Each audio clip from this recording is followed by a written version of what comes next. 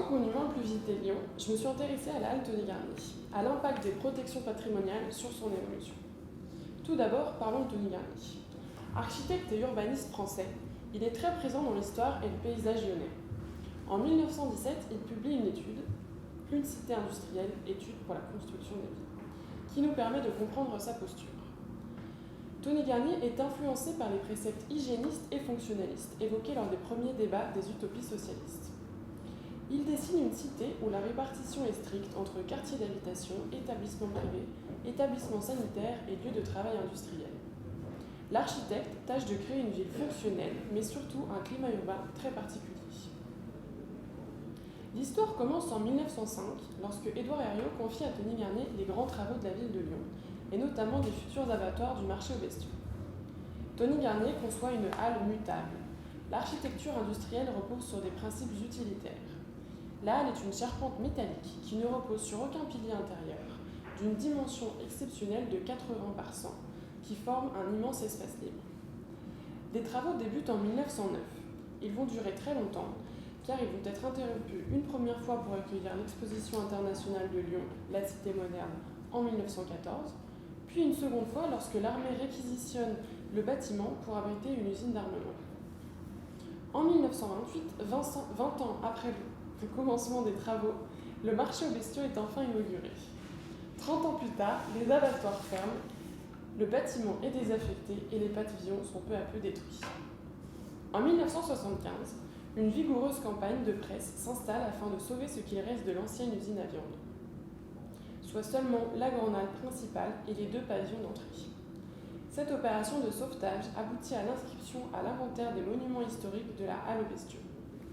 La charpente métallique, la fontaine, les 2 pavillons d'entrée au nord, ainsi que l'arche monumentale à l'est. Ces équipements sauvés représentent moins de 10% de l'ensemble. L'inscription à l'inventaire des monuments historiques va permettre de donner un statut juridique particulier aux bâtiments restants des anciens abattoirs. Cette protection va impliquer une responsabilité partagée entre les propriétaires, la ville de Lyon, et la collectivité nationale au regard de sa conservation et de sa transmission aux générations futures. Suite à l'inscription au monument historique, la halle est inoccupée pendant 12 ans. Elle n'est restaurée qu'à partir de 1988. La mission de réhabilitation est confiée aux architectes Reichen et Robert. Sous la tutelle de la protection patrimoniale, l'agence exécute une remise en état des abattoirs. Ils conservent l'enveloppe structurelle de la halle, mais interviennent sur le sol en créant un sous-sol technique, des gradins tubulaires et 20 colonnes multifonctionnelles. C'est le début de la halle Tony Garnier telle qu'on la connaît, espace culturel, d'art, de spectacle et de musique. En 1999, la halle est rénovée une seconde fois par le cabinet d'architecture Atelier de la Mise. Ils font table rase sur son passé récent, c'est-à-dire la réhabilitation de Reichen et Robert. Et pour que la halle retrouve son intégrité et pour que se lise sa vérité constructive, ils démolissent les gradins tubulaires et les colonnes majestueuses. La halle s'offre dorénavant, comme au premier jour, magistrale et généreuse.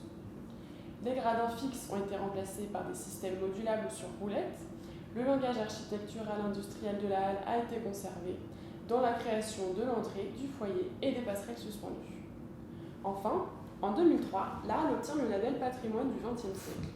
L'attribution du label est sans incidence juridique ou financière sur les édifices. Il s'agit principalement d'une action de référencement et de diffusion. Pour conclure, on peut dire que grâce à la protection patrimoniale, la halle a pu être sauvée d'une démolition très probable. La protection a permis de conserver l'objet architectural en tant que tel et de garder son âme fonctionnelle, industrielle et modulable, tout en la transformant en un équipement culturel très fréquenté et apprécié. Premièrement, il faut replacer la halle dans le contexte de sa conception. Comme tu l'as présenté, Tony Garnier développe la théorie d'une cité industrielle. Et on ne peut nier les similarités entre la cité industrielle et la cité de la viande dans laquelle prend place la halle. Donc on peut la considérer comme un objet unique. Elle a été initialement conçue dans une forme urbaine, une typologie à 2 échelles, celle de la cité de la viande et plus encore du quartier de Gerland qui comprend aussi le stade. Il est intéressant aujourd'hui de regarder quelle est la place de la halle au niveau du plan local d'urbanisme. Car c'est très simple, la halle est en zone dite USP, soit occupation et utilisation du sol interdit. Néanmoins, on peut trouver quelques alinéas qui autorisent une occupation et une utilisation des sols dès lors qu'elles sont nécessaires au service public exercé et présentant un lien de connexité avec celui-ci.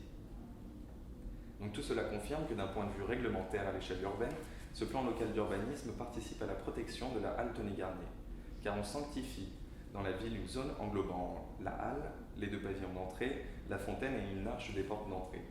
Cette zone s'étend donc d'est en ouest depuis l'avenue Tony-Garnier jusqu'à la rue de Saint-Cloud, c'est-à-dire en plein milieu de l'École nationale supérieure.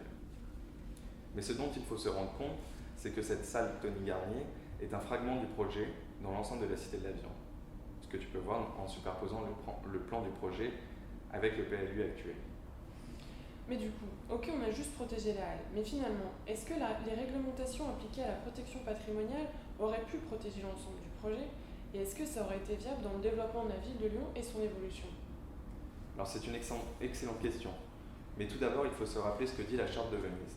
Cette convention internationale dans laquelle la France est partie prenante et qui constitue le texte fondateur de la restauration du patrimoine, et donc s'applique aux monuments historiques. Ainsi, l'opération de restauration doit répondre aux besoins techniques spécifiques, mais sans contrevenir ni à l'intérêt d'histoire et d'art du monument, ni à l'authenticité des matériaux qui le composent. Ensuite, il faudrait se demander pourquoi la halle a été conservée et pas le reste, sauvé in extremis par son inscription au monument historique, comme tu l'as précisé. La force de ce bâtiment est son caractère mutable. En effet, on a détourné son usage initial alors qu'elle venait à peine d'être livrée. Aujourd'hui, c'est devenu un temple de la musique, de Deep Purple à Johnny Hallyday. La halle est devenue le monument historique le plus visité de Lyon. Cela montre bien que cette architecture porte cette adaptabilité. Il est propice à une vaste diversité programmatique et aujourd'hui culturelle.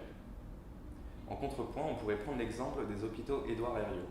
C'est un complexe pavillonnaire dans une logique de lutte contre de potentielles propagations de maladies contagieuses, où on détache les différents services les uns des autres, qui créent donc cette typologie particulière, spécifique à une problématique de l'époque. Et alors on se rend compte que c'est comme le cas inverse des halles Tony-Garnier, car cette spécificité dans la réponse typologique de cet ensemble hospitalier rend forcément complexe son évolution. La projection d'un hôpital aujourd'hui est radicalement différente. Les services qui la composent ont tendance à être centralisés, etc. Donc quant au futur de Édouard Herriot, le poids de cette incompatibilité entre sa typologie et le programme contemporain d'un hôpital questionne sa protection en termes patrimoniaux. Et d'un autre côté, ce caractère figé a permis la conservation de l'ensemble, du tout, et donc de la pensée architecturale et urbaine de Tony-Garnier, et non seulement une trace ou un fragment comme la halle. Finalement, la question ici n'est donc pas de dire s'il fallait oui ou non conserver l'intégralité de la cité industrielle de Tony-Garnier, mais de se demander si les outils de protection du patrimoine permettent réellement la conversation, plus que d'un édifice, d'une pensée urbaine. Et est-ce qu'il faut conserver cette pensée urbaine, et donc dans cette optique figer des bouts de ville, ou encore tenter de revenir à un état initial? Et à quel moment on abandonne cet existant face à une pression de l'urbanité, de la ville qui évolue sur elle-même?